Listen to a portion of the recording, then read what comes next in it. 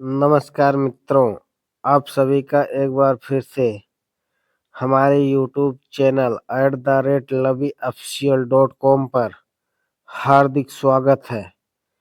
यहाँ हम आपके लिए प्रतिदिन लेकर आते हैं प्रेरणादायक पौराणिक रहस्यमयी कहानियाँ, मर्यादा त्याग और धर्म की ऐसी पौराणिक कथाएँ जो हृदय को भावुक कर देती है और आत्मा को शांति देती है।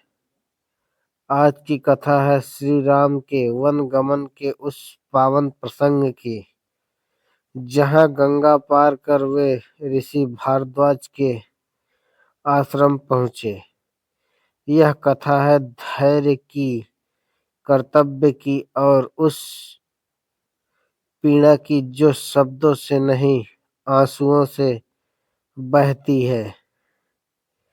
तो आइए मन को शांत करें और कथा में प्रवेश करें। ऋषि भारद्वाज के आश्रम में जब निषादराज गुह गंगा के उस पार लौट गए, तब राम ने लक्ष्मण से कहा, हे सौमित्र, अब हम सामने फैले इस निर्जन वन में प्रवेश करेंगे। यह संभव है कि इस वन में हमें अनेक प्रकार की भयंकर स्थितियों की और उपद्रवों का सामना करना पड़े। कोई भी हिंसक प्राणी किसी भी समय किसी भी दिशा से आकर हम पर आक्रमण कर सकता है, पर अतः तुम सबसे आगे चलो। तुम्हारे पीछे सीता चलेगी और सबसे पीछे तुम दोनों की रक्षा करता हुआ मैं रहूंगा।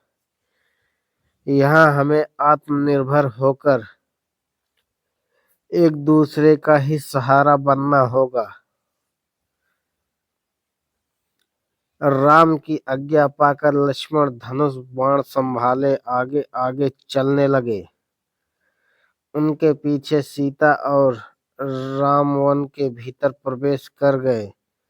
चलते चलते वे वत्स देश में पहुंचे। राम ने देखा कि इस कठोर यात्रा से सीता अत्यंत थक चुकी है, अतः वे एक वृक्ष के नीचे विश्राम हेतु रुक गए। संध्या होते ही तीनों ने संध्योपासना की और वन में उपलब्ध कंदमूल फल से अपनी सुधा शांत की। धीरे धीरे रात्रि गहराने लगी। राम ने लक्ष्मण से कहा, भैया लक्ष्मण, यह इस निर्जन वन में हमारी पहली रात्र है। जानकी की रक्षा का भार हम दोनों पर है, अतः सिंह की भांति निर्भय और सतर्क रहना। कुछ दूरी पर हिंसक प्राणियों की आवाजें सुनाई दे रही हैं। किसी भी क्षण वे आक्रमण कर सकते हैं, इसलिए किंचित भी असावधान मत होना। कुछ क्षण मौन रहने के बाद राम का हृदय व्याकुल हो उठा। उन्होंने कहा, आज पिताजी अयोध्या में अत्यंत दुखी होंगे और माता कैकेयी प्रसन्न। राज्य के लोभ में मनुष्य क्या क्या नहीं कर सकता। कहीं ऐसा ना हो कि वे पिताजी के प्राणों पर ही संकट ला दे। यदि ऐसा हुआ तो माता कौशल्या भी इस वियोग को सह ना सकेगी। यह अन्याय मेरे हृदय को चीर रहा है। जी चाहता है कि इस अन्याय को बाणों से नष्ट कर दूं, परंतु मेरा धर्म मुझे रोकता है। कहते कहते राम का कंठ अवरुद्ध हो गया, नेत्र आंसुरहित हो उठे। लक्ष्मण ने उन्हें धैर्य बधाया। हे आर्य, शोक आपको शोभा नहीं देता। आपको दुखी देखकर भाभी को भी कष्ट होगा।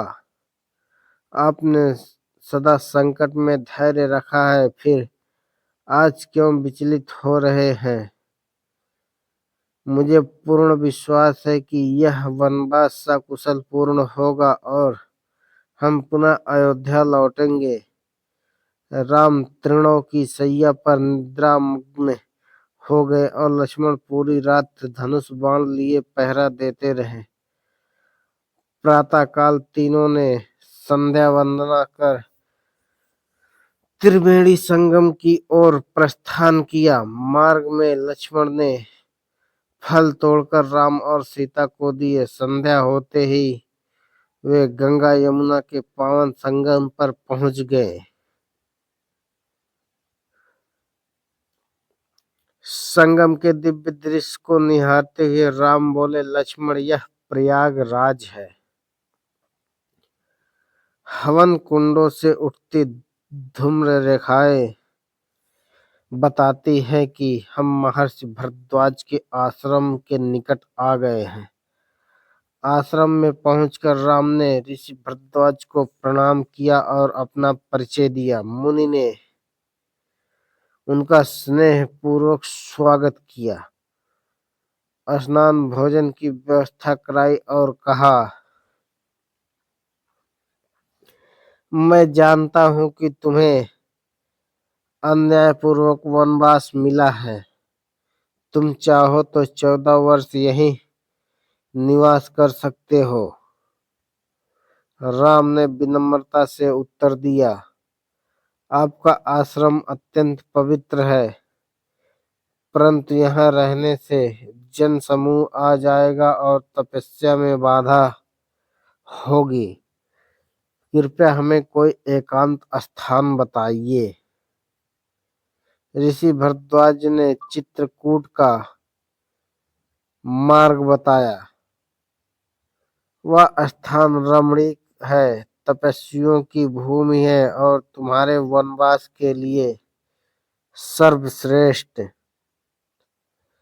रात्रि हो जाने पर राम, लक्ष्मण और सीता ने उसी आश्रम में विश्राम किया। धन्यवाद मित्रों। यह कहानी कैसी लगी कमेंट बॉक्स में जरूर बताएं। हमारे चैनल @lovyofficial.com को सब्सक्राइब जरूर करें, जहां हम प्रतिदिन लेकर आते हैं प्रेरणादायक पौराणिक रहस्यमयी कहानियां।